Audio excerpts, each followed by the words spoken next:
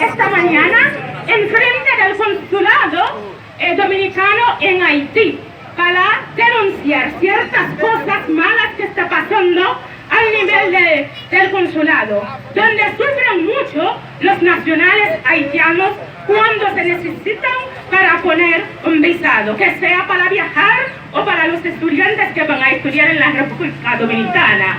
Ellos tienen un en pile pour une initiative qui a comme prend en face consulat dominicain à Wanamé, côté que national haïtien, yo même yo souffri en pile dans le moment que yo besoin de visa pour voyager, ou bien étudiants.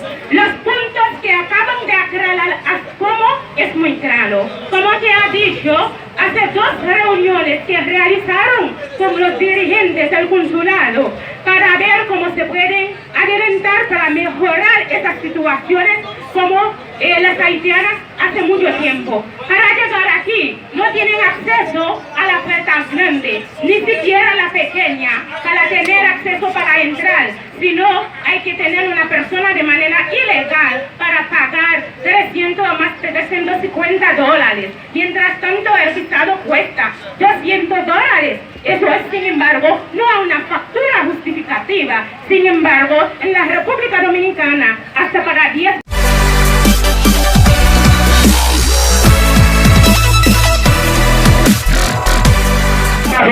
Il va faire des hommes bien. Il va faire bien. Non, n'a pas parlé. Ça, c'est nous. Bonne foudre ça.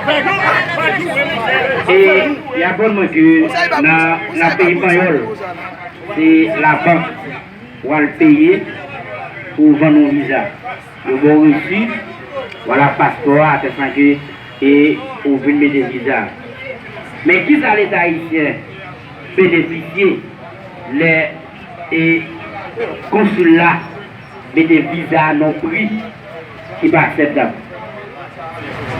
Oh, nous pensons que pour Pour la rue, ça, vous avez ça.